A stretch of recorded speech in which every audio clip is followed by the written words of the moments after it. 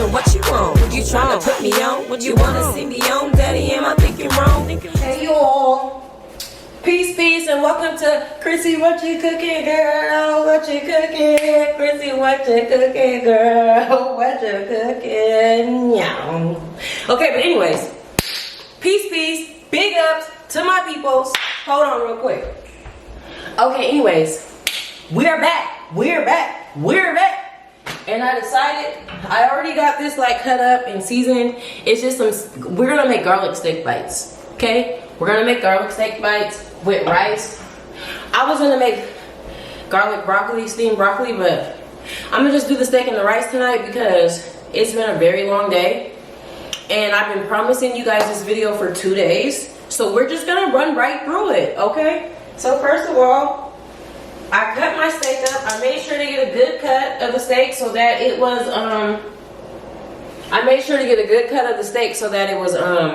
tender, you know? And I cut that thing up on a chopping block, seasoned it. I put a little bit of onion on there because I'm just a vegetable girl. I told you guys that. Vegetables add flavor. We're not supposed to eat meat. Meat's terrible. It's nasty. That's why people over season it often.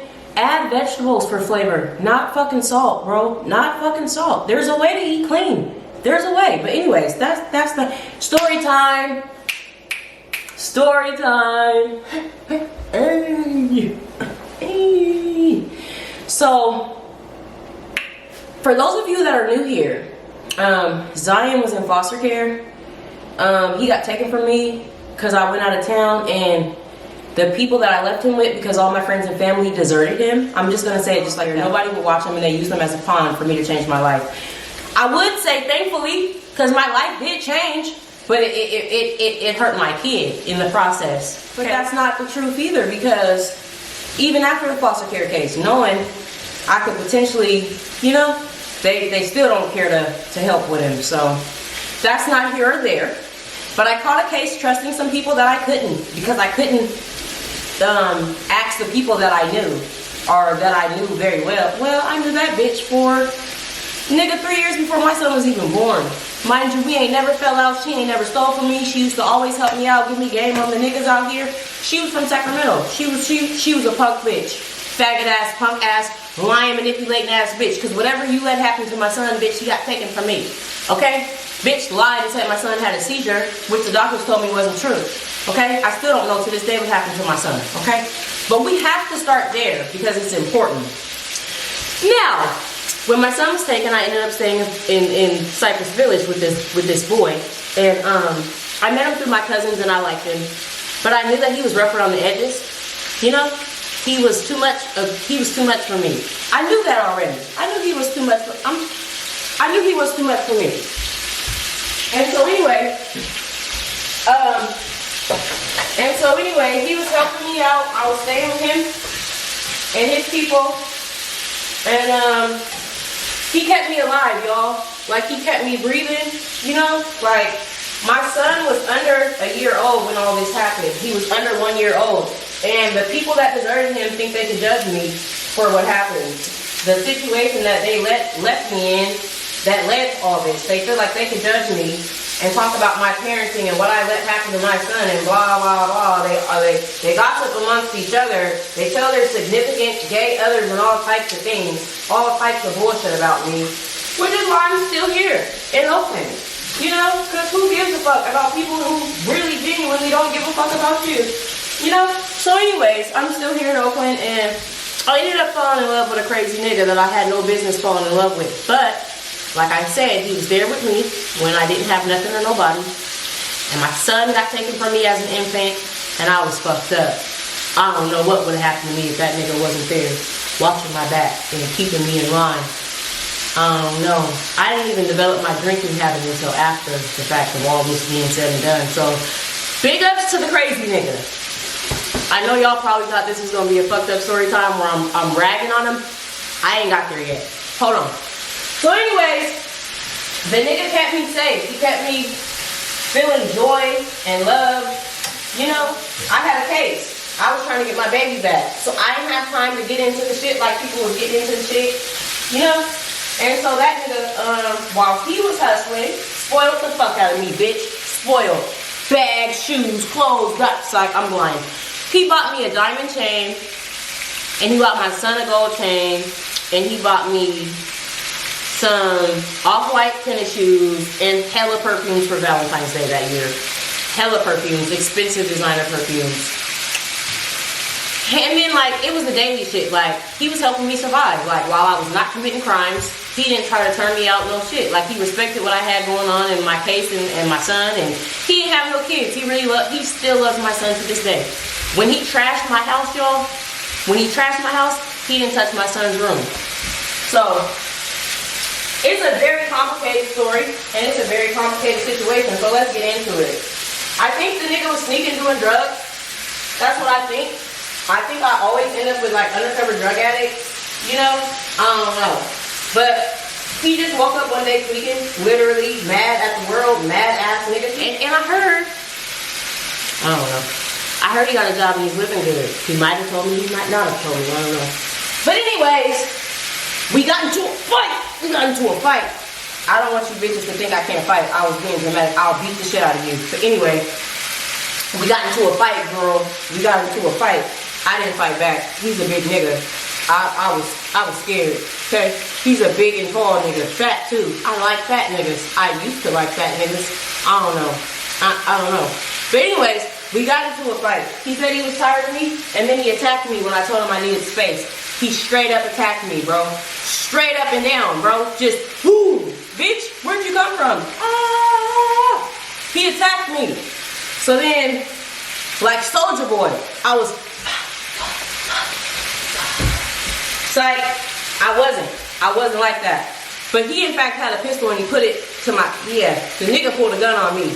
Yeah, so I said, I'm in survival mode. Like, me and my cousin got this joke. He said for years before I even had Zion that I'd be living my life like Jennifer Lopez off the movie Enough. I had only been in one other abusive relationship before the crazy nigga, and that was my husband, rest in peace. Okay? And when we used to fight, that was kid shit. I could fight back, I could tear shit up. Bitch, these Oakland niggas are crazy, and they really be trying to hurt you for real. All of them. I don't give a fuck. I don't care. Anyway, that fucking crazy nigga pulled a gun on me and got to acting crazy. Now, mind you, I had been with him for a couple years at this point, so I kind of knew the cues. I kind of just knew when he was gonna act crazy. Like, I hate to say I was conditioned to the shit. So by the time he actually acted crazy, I had already texted my son's auntie to come and get me. To come and get Zion. Because as much as I appreciate her running interference and coming and knocking on my door, I had texted her to come and get Zion. That the nigga was in the house beating on me. And she did show up within the hour to get my son. But I was so nervous after everything had actually outright happened because I texted her beforehand. After everything had outright happened, and he was looking at me like, bitch, you're on some police shit, and he went to jail like a year or so later. Listen, when you guys see this footage of how my house was fucked up, how my neck and face was bruised up, how he genuinely pulled a gun on me, well, I don't have footage of that. I don't have footage of that. But when you see my house, and then I told you he stole all my designer shit, my Louis Vuitton bag, my Celine bag, my Burberry shoes, belt, and was it a shirt? Bitch, all that shit was brand new. Well, the Burberry shit was all brand new with tags and receipts straight from Nordstrom's. The other shit was vintage and older, but still, I had a gold chain. You know my queen gold chain? My aunt. That's the second one I bought. That was the second one. He stole the first one. And he didn't buy that. But the diamond chain, the diamond necklace he bought me, he stole that. The designer perfumes, he broke them in my memory foam mattress. He slashed up my headboard, destroyed my kitchen with food and all my inventory. I was doing skincare at the time. Coffee all over my rug, my carpet. He sliced my couches. He bleached all of my clothes in the closet. And then when he ran out of bleach, he cut them all up. My shoes too, my tennis shoes and shit. Baby, when I add the video of my shit, no one will be mad at me for calling the police. Side note, I also want to say, ladies, stop letting these bums trick you out of your reputation. I had no business fucking with that nigga in the first place, and I knew that from very early on. Okay? And I don't want to be the reason a black man is facing the judge or the jury or any of that shit. That nigga almost got hella time. I didn't even know it was possible, you know, and I felt bad immediately. But thankfully Zion's auntie got him off, because as my witness, who I told prosecutor she was my witness, she didn't help my case at all. So she got him off and he beat the charge. So anyway, baby, he fucked me up. The story's fucked up. He fucked me up. I ended up going to Seattle for a couple months. I paid a man named Country. Country, if you're ever watching this, you got played by me because you played me first and you try to act like you don't remember. But anyways, a man named Country helped me. I had to get my carpet cleaned. I had to get the old furniture out, the couches, my desk. He cut all the cords to my TVs, my flat screen TVs, everything. I had to get everything removed out of there, and I had to buy new stuff. My son was only like 3. He might have been 2. We was a year off of after foster care shit, and I couldn't believe, after watching me struggle, you see how good I came and how far I came in Walnut Creek, California, of all places, and you come tear this shit up because I asked for space. I didn't even want to break up. I just wanted space. I'm going to tell you guys something else. Regime calls me the ultimate faggot. I'm the biggest faggot in the world to him, and he's probably right. We discussed this earlier in the week. I think he's right. I don't value men. I don't trust men. I damn near don't like men how you men don't like women. And I'm not calling you gay. You're all not gay. Some of you are, some of you are not. What I'm saying is, men as a collective in 2025, they're raised to use and abuse women. They don't really like them. They don't really want wives. They fumble even the bitches that are wife material. That's me. I fumble the niggas that are husband material. I don't like you punk ass niggas, bro. I just don't like, you're not your granddaddies. Like, you're not. So anyways, that's what happened. And I will just tell you this, young ladies, these men be lying. Please don't ever let a man make you feel less than. Please don't listen to his words when he tries to use and abuse you and make you feel like nothing. That should be a tactic. It'd be a tactic to get you to stay. It'd be a tactic to get you to not believe in yourself, to not believe you're gonna move on, to believe no one else will be for you like this person. There's a lot of things that come with people. It's 2 sides that come with people. It's a light and a darkness, and they must both live at the same time, coincidentally, right? And so anyways, and yes, I'm using paper again. You guys know how, you know. But anyways, don't believe these men, bro. These men be having mommy issues. They be having daddy issues. They be broken a little bit themselves. And because we're also broken, we're not there to nurture and love them and help them. We're not doing what we're supposed to do neither. So everybody's just fucked up and fucked off. Moral of the story, if you love that man, go get him some help. If you love, because that man really loved me and sacrificed a whole lot for me. And I didn't know how to love him back, and I couldn't love him back, and I was doing the best that I could, and it wasn't enough.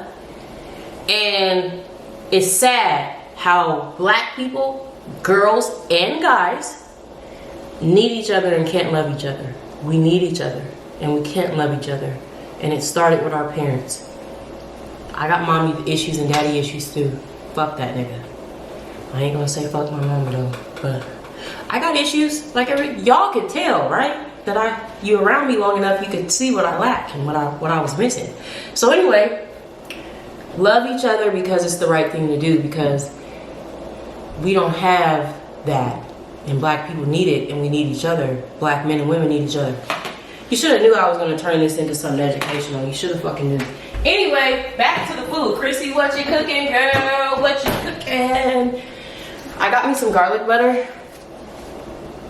And if you know, you know. If you don't, you slow. This garlic butter is going on the steaks. And I'm gonna make my rice, right? And I'm just making like a steak bowl. Like, I'm just gonna eat this with some steak sauce on top and call it exactly what it is. Rice and steak. It's late here in California.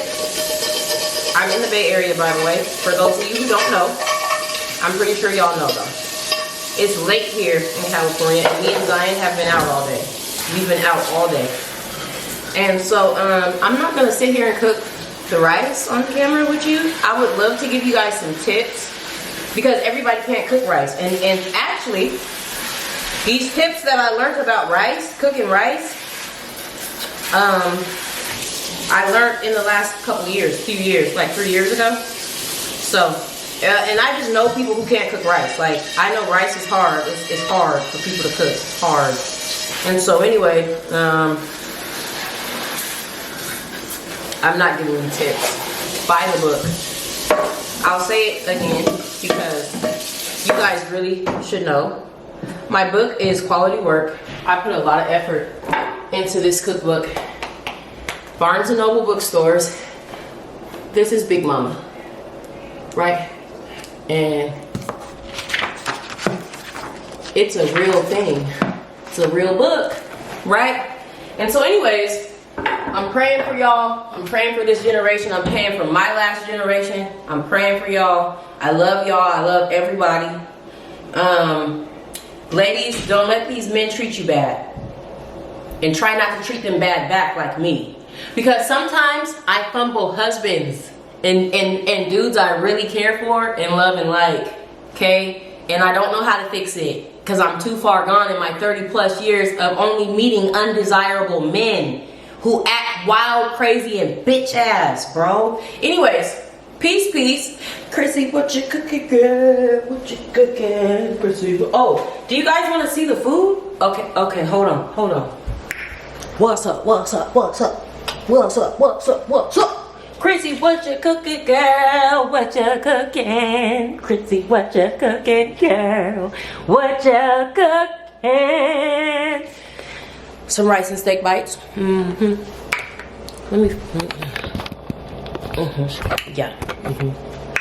making some rice and steak bites. And it's good too. This shit's so fire. Let me just tell you, I gotta fix this because, baby, yeah, get me in the light, baby. Get this shit in the light.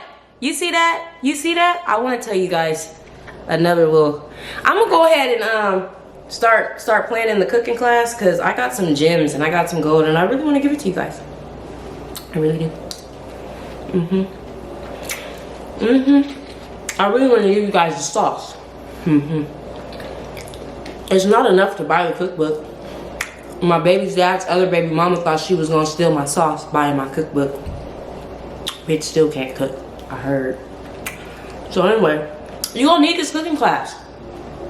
I'm gonna come up with it and I'm gonna let you guys know, okay? Because baby, I got some game to give you. I really do. I tried to go simple little foods because I'm trying to get used to the production of the whole thing while I'm cooking and entertaining all at the same time. It's a lot going on. It's a lot going on. And you guys know that I'm awkward in real life. I hope nobody thinks I'm putting on an act. I'm not putting on an act. I'm a little slow for real. So you get what you get. But anyway, it's Friday. Late night. Okay, but anyway, it's Friday. I hope everybody be prosperous, be safe. I'm putting this out tomorrow, so oh no. I'm putting out episode number 2 tomorrow. This is episode number 3. And it'll be out by Sunday. Yeah. So happy Sunday to you if you're watching this. Chrissy, what you cooking, girl? What you cooking? It's like, okay, yeah.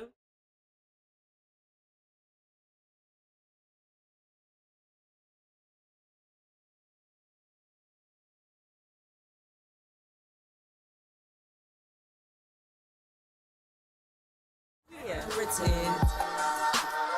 Cause every king ain't the same and every nigga's different.